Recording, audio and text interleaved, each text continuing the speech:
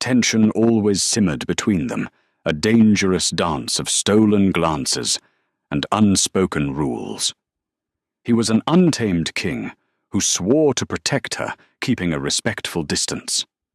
That fragile peace shattered the exact moment she admired another man, unleashing a primal jealousy that would rewrite their entire history.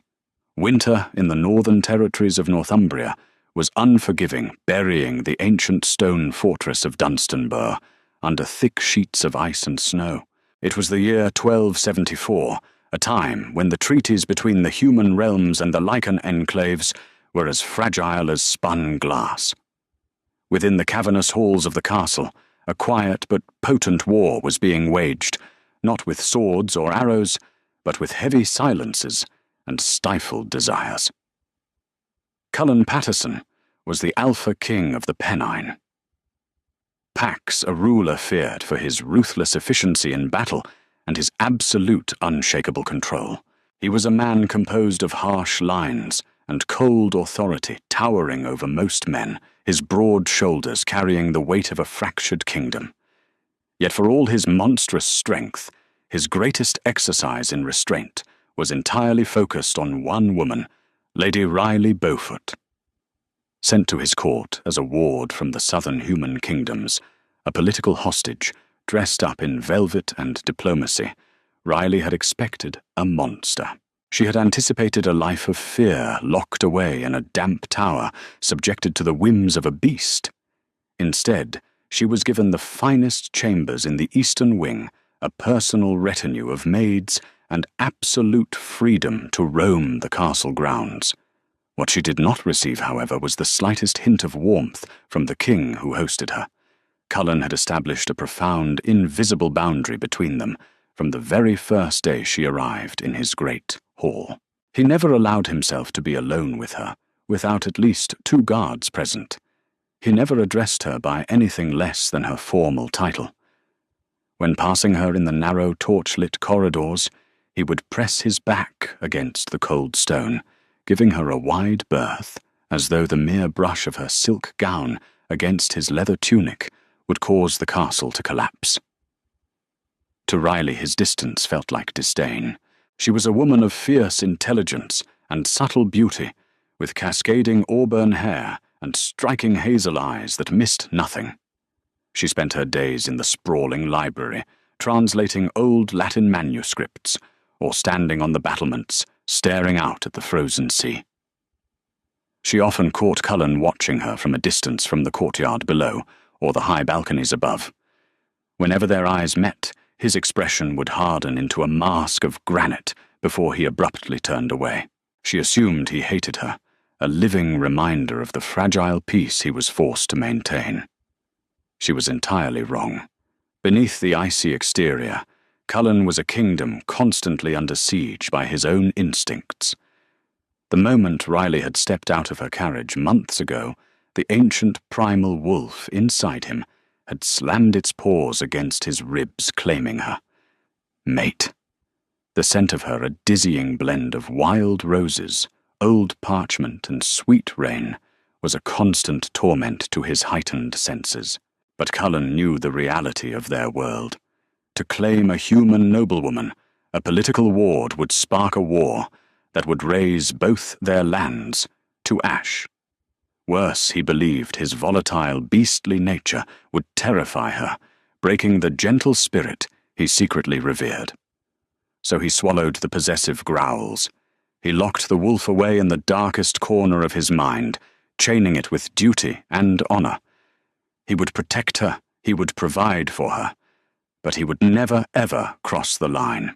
He would endure the agony of proximity without touch for as long as she remained under his roof.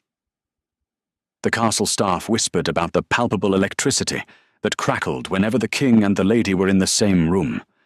During the grand feasts, Cullen would sit at the head of the oak table, his knuckles turning white as he gripped his chalice, his gaze fixed on a distant tapestry, just to avoid looking at how the candlelight danced across her collarbones. Riley, equally affected, but utterly confused by his mixed signals, found herself lingering in his presence longer than necessary, desperately seeking a crack in his armour. "My lord," she had spoken one evening, her voice breaking the heavy silence of the drawing-room. The crackling hearth was the only other sound. "If my presence in the library disturbs your council meetings, I can take my studies to my chambers." Cullen had paused, his pen hovering over a scroll. He did not look up. "The library is free for your use, Lady Riley. You disturb no one." The sheer coldness of his tone had stung. Riley gathered her skirts, offering a stiff curtsy, before fleeing the room, entirely unaware of how Cullen dropped his pen the moment she was gone, burying his face in his hands as he dragged in a ragged breath, completely intoxicated by the scent she left behind. The invisible line held firm a fortress built of denial, standing tall against the siege of their mutual longing. But as winter thawed and spring began to breathe life back into the frozen moors that Fortress was about to face, a threat it could never have anticipated, the arrival of the southern delegation in early May brought a flurry of colour noise and unwelcome complications to the grim fortress of Dunstanburgh. The human king had sent emissaries to negotiate trade routes, a gesture of goodwill to solidify the existing treaties. Among these emissaries was Lord Trace Castillo, the younger son of the Duke of York. Trace was everything Cullen was not. Where the Alpha King was dark, silent, and imposing, Trace was golden, boisterous, and draped in effortless charm. He was a celebrated knight, renowned for his prowess in the jousting lists and his silver tongue in the royal courts. From the moment he rode through the portcullis, his bright blue eyes found Riley, and he made no effort to hide his immediate infatuation. For Riley starved of affection and simple conversation for nearly a year, Trace's attention was a welcome reprieve. He treated her not as a fragile political prisoner, but as a vibrant woman. He regaled her with stories of the southern courts, made her laugh during the dreary council dinners, and offered his arm to escort her through the castle gardens. From his place at the high table, Cullen watched. To the untrained eye, the Alpha King remained an unbothered statue of authority. But his closest guards noticed the subtle, terrifying shifts. The sudden drop in temperature whenever Trace approached Riley, the way the heavy silver goblet in Cullen's hand dented under his grip, the low subsonic vibration in his chest that sounded dangerously like a predator preparing to strike. Cullen's inner beast, restrained for so long, was beginning to gnaw through its iron chains. "He is touching her," the wolf snarled, as Trace placed a lingering hand on Riley's shoulder during a walk in the courtyard. It is diplomacy, Cullen's rational mind argued, though his jaw was clenched so tightly his teeth ached. The breaking point arrived on the final night of the delegation's visit. A grand banquet was held in the great hall. The room was illuminated by 1,000 candles, the tables laden with roasted meats and fine wine. The air was thick with the scent of pine wood smoke, and the overwhelming, suffocating scent of Trace's expensive cologne, masking Riley's sweet rose fragrance. After the main courses were cleared, the strict formality of the evening dissolved. Musicians played a lively tune in the corner, and guests mingled freely. Riley stood near the massive stone hearth with her lady-in-waiting Beatrice. Her cheeks were flushed from the wine and the warmth of the fire. Trace had just excused himself to speak with his captain, leaving the two women alone. Cullen stood in the shadows near the archway, pretending to listen to his general's report on border patrols, but his enhanced senses were entirely focused on the conversation by the hearth. "Lord Trace is remarkably attentive, my lady." Beatrice whispered, a teasing smile playing on her lips. "I saw the way he looked at you during the feast. He intends to ask your father for your hand when he returns south. What do you think of him?" Riley let out a soft, breathless laugh, fanning her flushed face. She glanced in the direction Trace had gone, her mind swirling with the evening's excitement and the lingering frustration of Cullen's perpetual coldness. She wanted to feel alive. She wanted to be desired. "He is charming," Riley admitted, her voice carrying lightly over the crackling flames. And, well, one cannot deny he is undeniably hot. Truly fiercely handsome. Standing near him is like standing by a blazing summer sun. It is impossible to ignore. The word hung in the air. Hot. A deafening crash echoed through the great hall. The heavy oak table near the archway splintered as Cullen's fist drove right through the solid wood. The music screeched to an immediate halt. Conversations died in the throats of the terrified guests. The ambient chatter was instantly replaced by the terrifying, suffocating pressure of an alpha's unrestrained aura flooding the room. Riley jumped, her heart leaping into her throat as she spun around. Cullen stood from the wreckage of the table. His stoic mask was completely irreparably shattered. His eyes, usually a cool, stormy grey, were glowing with a vibrant, unnatural amber light. The veins in his neck were thick, and a low, thunderous growl vibrated from his chest, vibrating the very stones beneath their feet.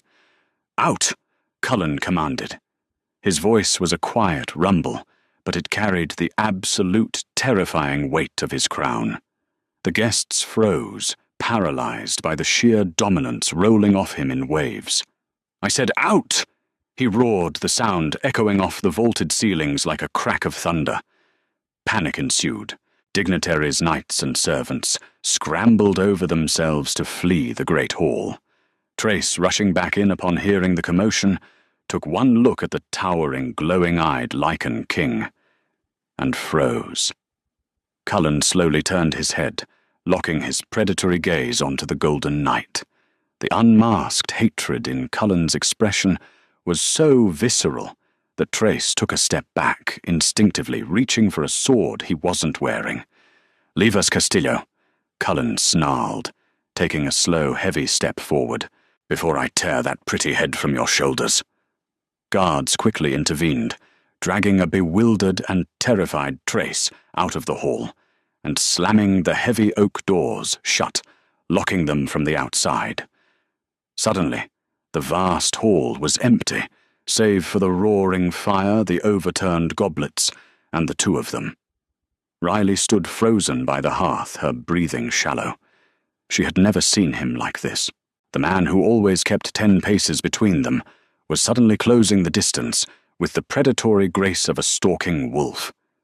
The invisible boundary he had so painstakingly built over the past year was being trampled into dust with every heavy step he took toward her.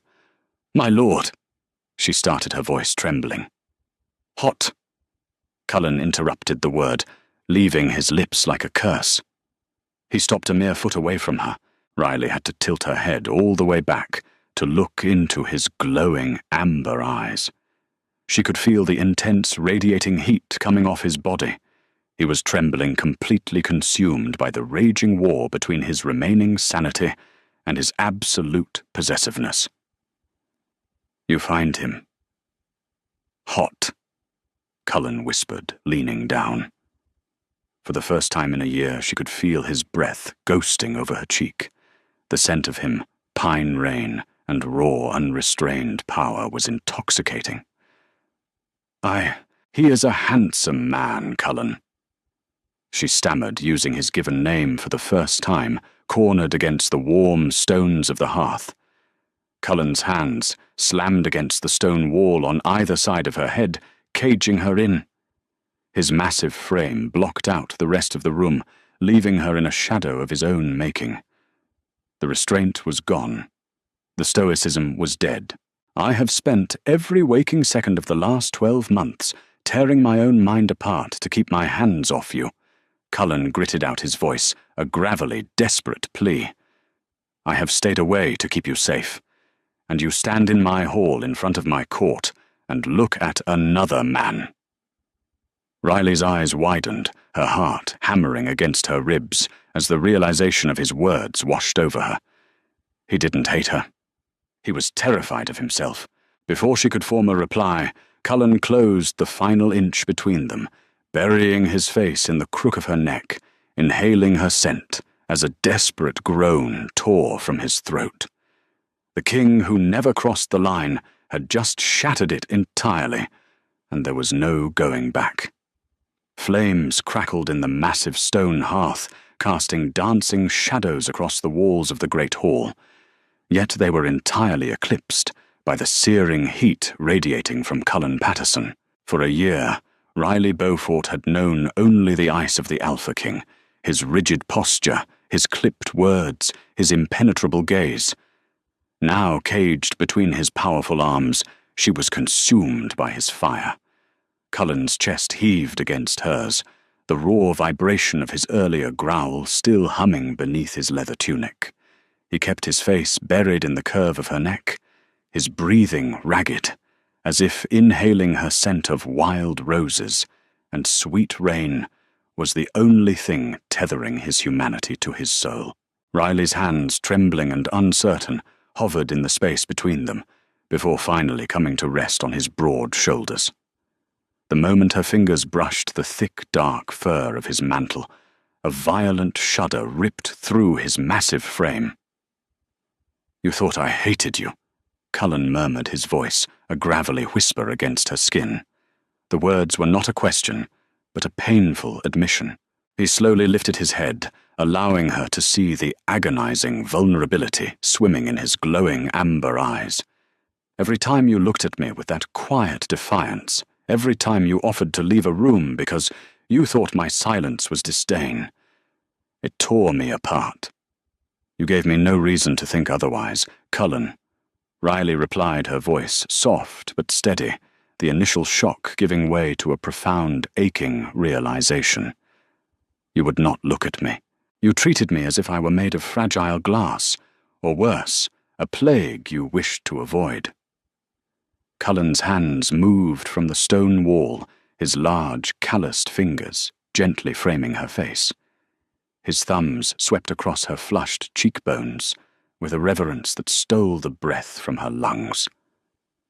"You are a human noblewoman, Riley, the daughter of Duke William Beaufort.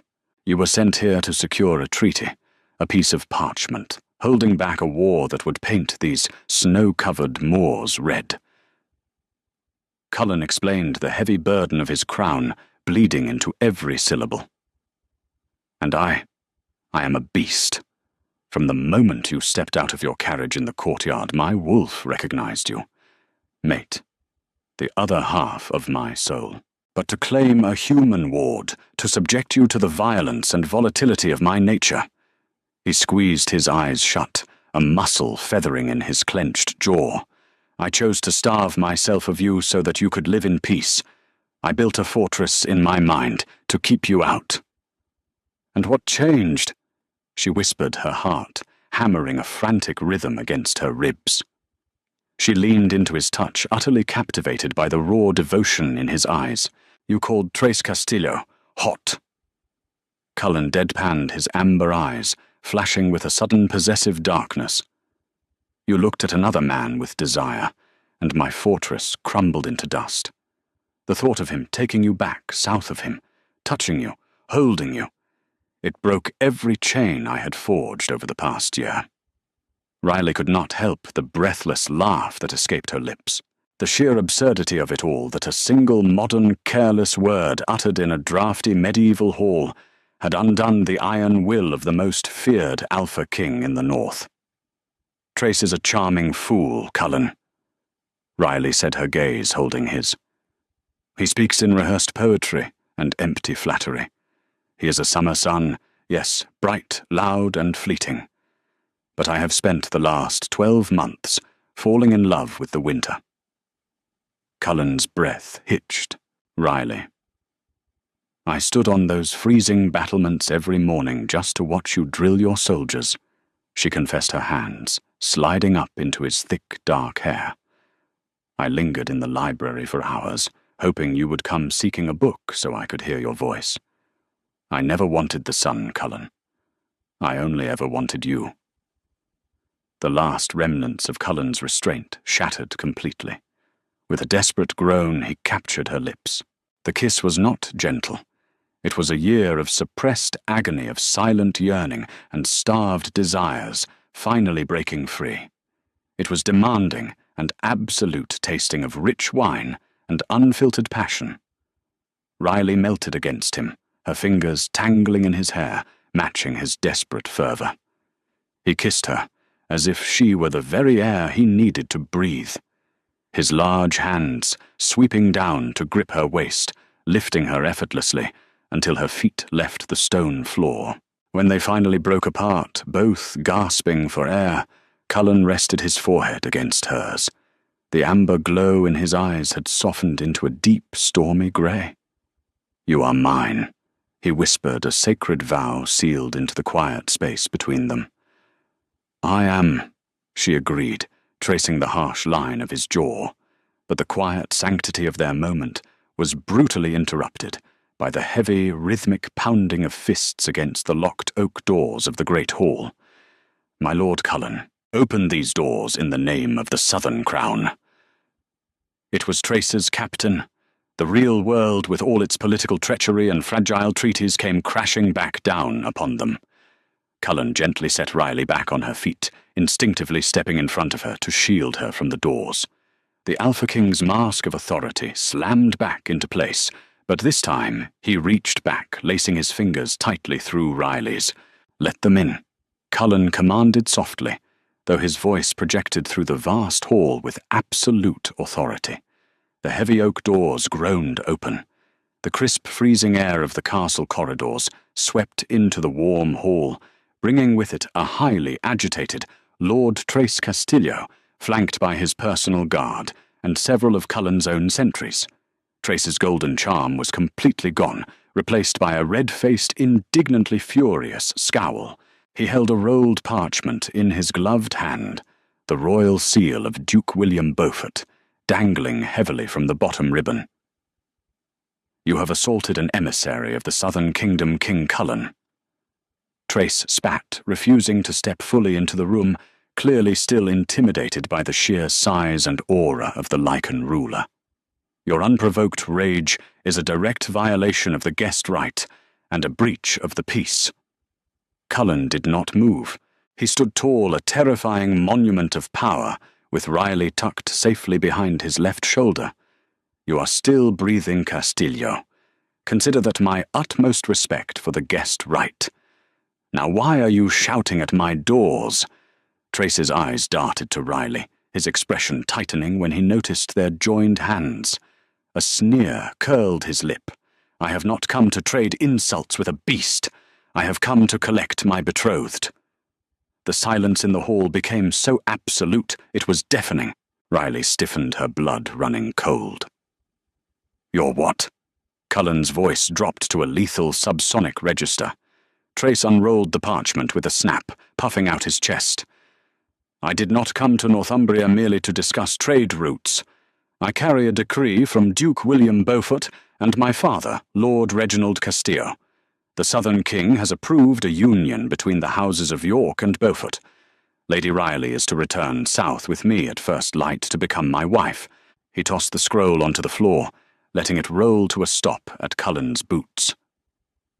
"To ensure the permanent pacification of the northern borders, the ward Lady Riley Beaufort shall be released from her political holding and joined in holy matrimony to Lord Trace Castillo. This union supersedes all prior treaties." Riley's mind raced. This was never about trade. Her father and Lord Castillo were conspiring to unite their vast lands and armies.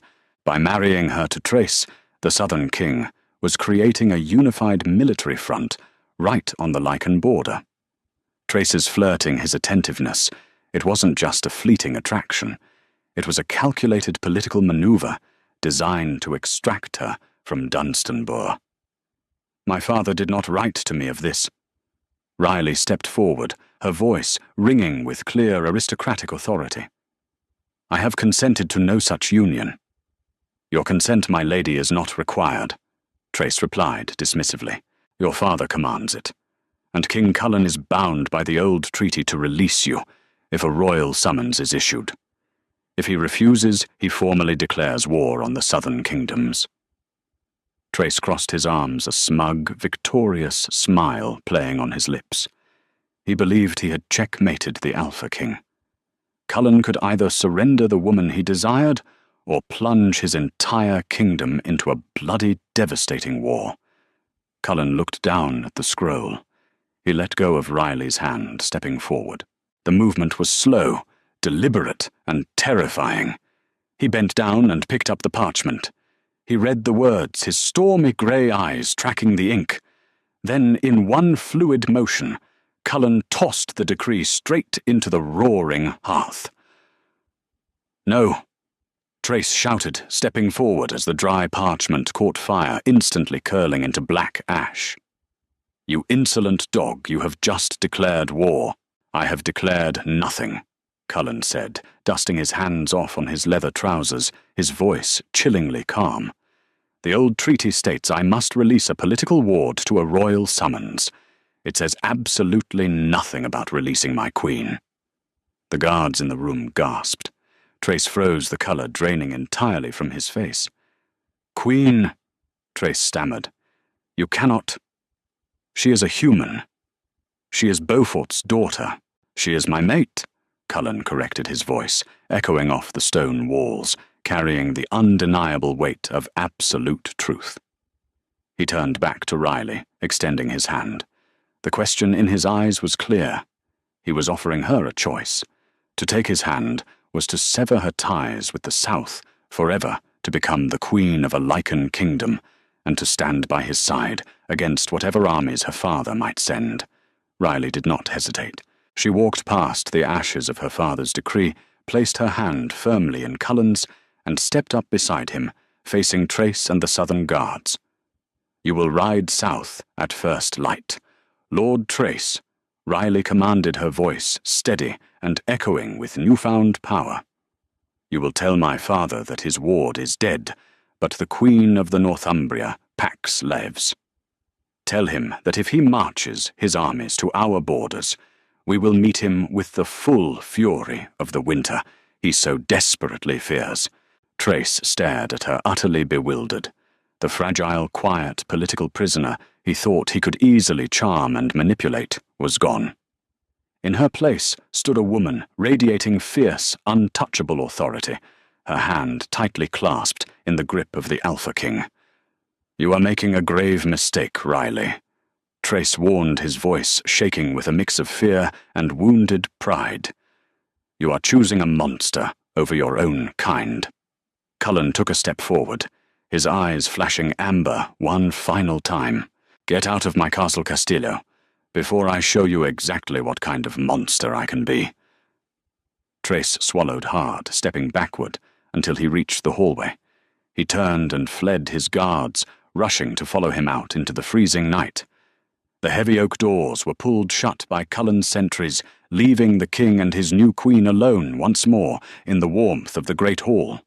The silence that settled over them this time was not filled with unspoken tension or agonizing distance. It was filled with profound, unbreakable peace. Cullen looked down at Riley, a rare, breathtakingly beautiful smile breaking through his normally stoic features. He lifted her hand, pressing a tender kiss to her knuckles. "Queen of the Northumbria, Pax." He mused, the words rolling smoothly off his tongue. "You realize what you have just done.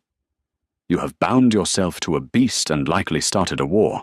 I am not afraid of a war, Cullen," Riley replied, reaching up to trace the smile on his lips. "And you are no beast. You are the man who spent a year conquering his own instincts just to keep me safe. I cannot think of a braver king to stand beside." Cullen wrapped his arms around her, pulling her flush against his chest.